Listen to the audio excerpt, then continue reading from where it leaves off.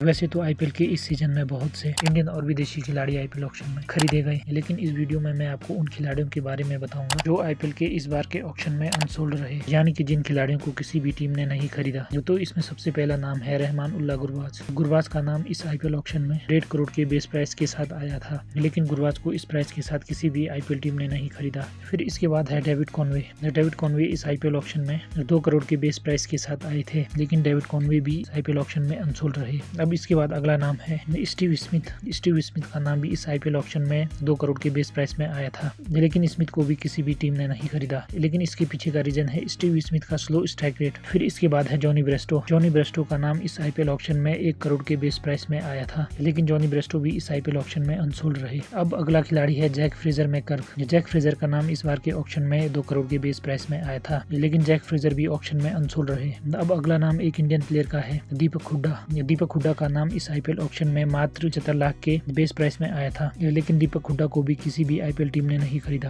अब अगले खिलाड़ी का नाम है नवीन उल हक। नवीन उल हक का नाम 2 करोड़ के बेस प्राइस में आया था, लेकिन नवीन उल हक भी इस आईपीएल ऑक्शन में अनसोल्ड रहा। अब अगला खिलाड़ी है डेरिल मिचेल। डेरिल मिचेल का नाम भी इस बार के ऑक्शन में 2 करोड़ के बेस प्राइस में आया था, लेकिन डेरिल मिचेल भी इस आईपीएल ऑक्शन में अनसोल्ड रहा। फिर अगला खिलाड़ी है माइकल ब्रेसवेल। ब्रेसवेल का नाम इस बार के आईपीएल ऑक्शन में 2 करोड़ के बेस प्राइस में आया था, लेकिन माइकल ब्रेसवेल में अभी किसी भी आईपीएल टीम ने इंटरेस्ट नहीं दिखाया। और अब अगला खिलाड़ी है उमेश यादव। उमेश यादव का नाम भी इस बार के आईपीएल ऑक्शन में 1.5 करोड़ के बेस प्राइस में आया था, लेकिन उमेश यादव की बढ़ती एज को देखकर किसी भी आईपीएल टीम ने उमेश यादव पे भी इंटरेस्ट नहीं दिखाया, और उमेश यादव भी इस बार अनसोल्ड रहे। लेकिन अब उमेश यादव आईपीएल में कमेंट्री कर रहे हैं। और अब अगला खिलाड़ी है जोराल्ड कोटजे। कोटजे इस बार के आईपीएल ऑक्शन में 2 करोड़ के बेस प्राइस में आया था, लेकिन कोटजे भी इस बार के आईपीएल ऑक्शन में अनसोल्ड रहा। अब अगले खिलाड़ी का नाम है विजय शंकर। विजय शंकर इस बार के आईपीएल ऑक्शन में मात्र 30 लाख के बेस प्राइस में आया था, लेकिन विजय शंकर इतने कम बेस प्राइस के होने के बावजूद भी अनसोल्ड रहा। अब अगला खिलाड़ी है अलजारी जोसेफ। अब अलजारी जोसेफ का नाम आईपीएल ऑक्शन में 2 करोड़ के बेस प्राइस में आया था, लेकिन अलजारी जोसेफ भी इस ऑक्शन में अनसोल्ड रहा।